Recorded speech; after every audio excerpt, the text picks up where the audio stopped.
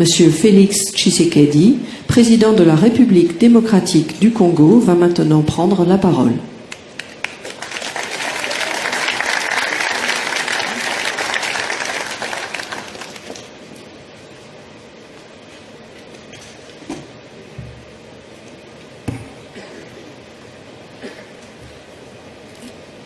Monsieur Emmanuel Macron, président de la République française,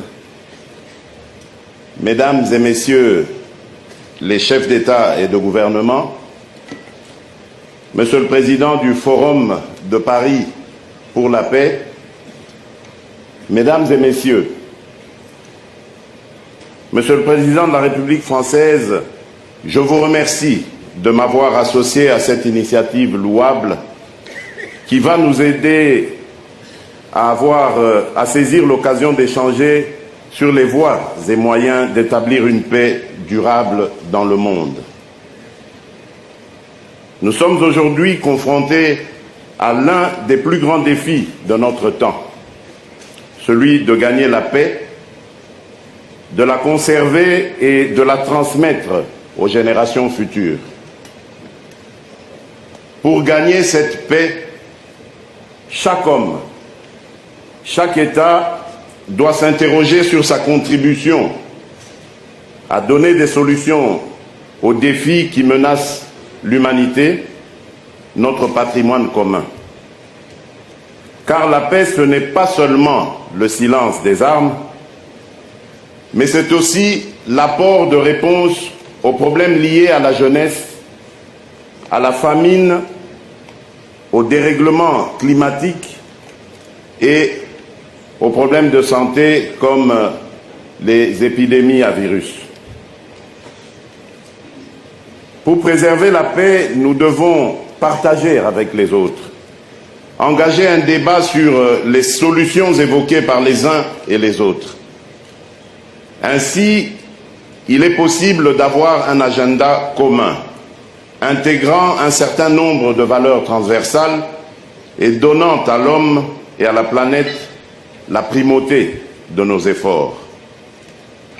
Nous sommes bel et bien devant un défi majeur qui ne peut souffrir d'aucune négligence, d'aucun faux fuyant, et j'ajouterai d'aucune solution superficielle.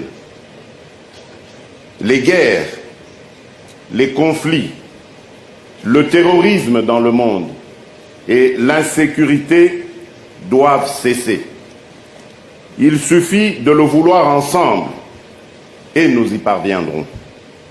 Car il y va de notre responsabilité commune et l'histoire nous jugera. Je serais tenté de proposer une véritable coalition mondiale pour le rétablissement de la paix, ingrédient nécessaire pour le développement du monde. Mesdames et Messieurs, point n'est besoin de rappeler à cette auguste assemblée qu'aucun continent n'est épargné par l'insécurité. Vous conviendrez avec moi que je ne saurais en 5 minutes revenir sur le cas de chaque continent. C'est pourquoi je voudrais me concentrer sur l'Afrique et la République démocratique du Congo, mon pays. Aujourd'hui, l'Afrique, plus que tous les autres continents, est secouée par des conflits, des guerres et par le terrorisme. Il y a moins de 10 ans, l'Afrique de l'Ouest connaissait la paix et s'était dotée, à travers la CEDEAO, d'un outil sécuritaire de dissuasion et de prévention de tout conflit. Aujourd'hui, malheureusement, nous y déplorons le terrorisme de Boko Haram. L'Afrique de l'Est n'est pas épargnée non plus. Les terroristes Chebab sèment la mort et la désolation. L'Afrique centrale connaît aussi des conflits au Tchad, en Centrafrique, au Sud-Soudan. La République démocratique du Congo, située au carrefour de plusieurs communautés sous-régionales, peut être considéré comme le pays qui en a payé le prix le plus fort. Des efforts ont été fournis pour la pacification du pays et aujourd'hui, 5 provinces seulement, grâce aux forces de l'armée, forces d'armée de la République démocratique du Congo et à la collaboration de la MONUSCO, restent encore frappées par l'insécurité. Tout en étant convaincu de l'efficacité de la solution militaire, je pense qu'il faudrait aussi élaborer tout un programme de sensibilisation des populations et du dialogue entre les différentes communautés. La solution militaire s'impose pour combattre les groupes armés, certes, mais en plus de cela, il faut répondre au problème de la jeunesse qui a besoin de plus d'encadrement, plus de démocratie et d'emploi. L'Afrique, en général, avec sa position géostratégique, sa population jeune et ses ressources naturelles, doit cesser d'être un problème pour le monde, mais plutôt devenir un maillon important de la solution aux problèmes du monde. Mesdames et messieurs, pour revenir au cas de mon pays, je voudrais ici saluer la bravoure de notre peuple qui a subi dans sa chair et sur son sol un condensé d'horreur dû à l'absence de la paix.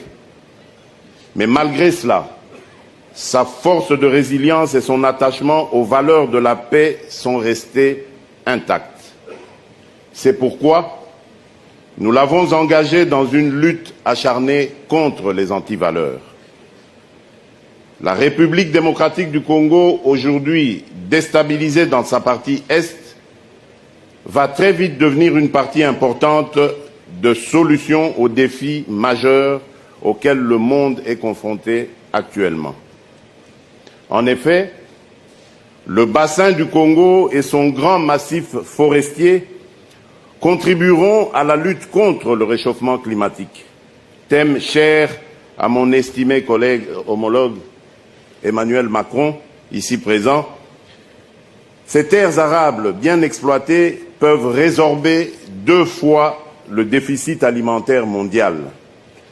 Ces eaux douces, représentant 53% en Afrique et 13% dans le monde, son potentiel énergétique évalué à 100 000 mégawatts, dont 44 000 pour le seul site d'Inga, son sol très riche en minerais stratégiques, sont autant d'atouts pour contribuer à la paix et à la stabilité du monde. Mesdames et messieurs, je peux vous rassurer que la République démocratique du Congo répondra présent au rendez-vous du donner et du recevoir en ce qui concerne la paix et le développement durable dans le monde. Je vous remercie.